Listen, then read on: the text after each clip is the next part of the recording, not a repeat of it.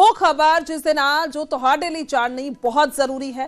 ਖਬਰ ਤੁਹਾਨੂੰ ਸਾਵਧਾਨ ਕਰਨ ਵਾਲੀ ਹੈ। ਜੀ ਹਾਂ, ਦਿੱਲੀ ਦੇ ਵਿੱਚ ਸਾਈਬਰ ਠੱਗੀ ਦਾ ਵੱਡਾ ਮਾਮਲਾ ਸਾਹਮਣੇ ਆਇਆ ਹੈ। डिजिटल अरेस्ट करके बजुर्ग जोड़े तो 14 करोड़ की ठगी की गई है।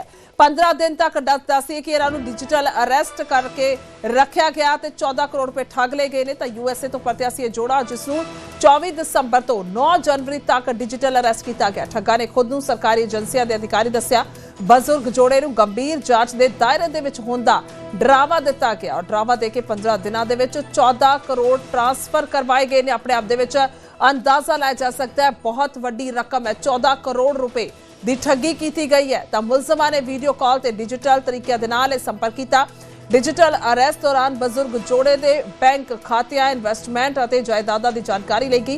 ਵੱਖ-ਵੱਖ खातियां तो वड्डी रकम ट्रांसफर कराएगी। पीड़ित जोड़ा लंबे समय तो यूएसए रह चुका है। पिछले कई सालों तो दिल्ली च रह रहा सी। उन्होंने बच्चे विदेश च ने।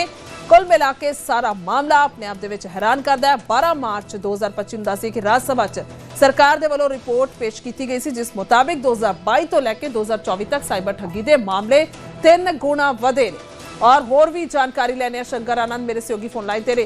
शंकर, अपने आप में एक बड़ा मामला, 14 करोड़ बहुत बड़ी रकम, और क्या कुछ जोड़े ने बताया इतना जागरूक करने के बावजूद इस तरीके से ठगी अभी भी जारी है? क्योंकि यूएसए रहा जोड़ा तो कहीं ना कहीं बहुत अवेयर होते हैं। एक लंबा अरसा होता है, एक लंबी उम्र होती है उनकी।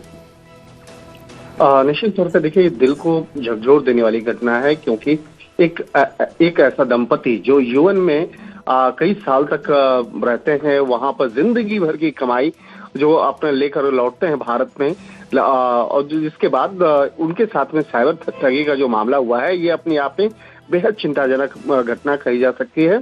इन तमाम मामलों की गंभीरता को देखते हुए दिल्ली पुलिस की स्पेशल सेल की जो एक विशेष यूनिट है इप्सो, उसके द्वारा इस मामले में मामला दर्ज किया गया है और आगे इस मामले में तफ्तीश की जा रही है। जिस तरह से एनआरआई डॉक्टर दंपति जो हैं उनको डिजिटल अरेस्ट करके 14 करोड़ 85 लाख रुपए ठगे गए, तो ये मामले में अब स्पेशल सेल के द्वारा एक अलग से टीम बनाया गया है। और डॉक्टर ओम तनेजा और उनकी पत्नी डॉक्टर इंदिरा तनेजा को उनसे पूरा उनका स्टेटमेंट लिया गया है, किस तरह से उनके साथ में डिजिटल ठगी की गई है और किस तरह से। हालांकि देखा जाए तो साल 2015 से डॉक्टर दंपति चैरिटेबल सर्विस से जुड़ गए थे, और लेकिन वो नहीं जानते थे कि जो चैरिटेबल ट्रस्ट से जुड़े हुए हैं, लोगों की सहायता कर रहे हैं। लेकिन कुछ बदमाशों के द्वारा, एक जिस तरह से साइबर ठगों के द्वारा उनके साथ में उनकी जिंदगी भर की जो कमाई को जिस तरह से ठग लिया है, तो इस मामलों की गंभीरता को देखते हुए आगे इस मामले में विस्तार से खंगाला जा रहा है और उस साइबर अपराधी तक पहुंचने का एक प्रयास जो है वो किया जा रहा है। हालांकि जिस तरह से इन डॉक्टर दंपति हैं, इनको फर्जी मुकदमों में अरेस्ट वारंट का डर दिखाया गया। जिस तरह से विदेश से ये लौटे हैं और विदेश से लौटने के बाद भारत में जो तमाम जो झूठी एक कानूनी परत को वहां पे उनके सामने रखा गया और उसी के तहत डिजिटल अरेस्ट करके, और ये एक दिन में ऐसा नहीं किया गया है, बल्कि 24 दिसंबर से लेकर 10 जनवरी की सुबह तक इन डॉक्टर दंपति के साथ में डिजिटल ठगी की गई है। जी ठीक है, बहुत बहुत शुक्रिया तमाम जानकारी के लिए शंकर। कुल मिला के दस दईए कि 2022 तो लैके, क्योंकि रिपोर्ट जो सामने आई है 12 मार्च 2025 ਨੂੰ राज्य सभा ਦੇ ਵਿੱਚ सरकार ਦੇ ਵੱਲੋਂ ਰਿਪੋर्ट पेश की गई, जिस ਦੇ मुताबिक 2022 तो 2024 तक साइबर ठगी के मामले 3 गुणा ਵਧੇ।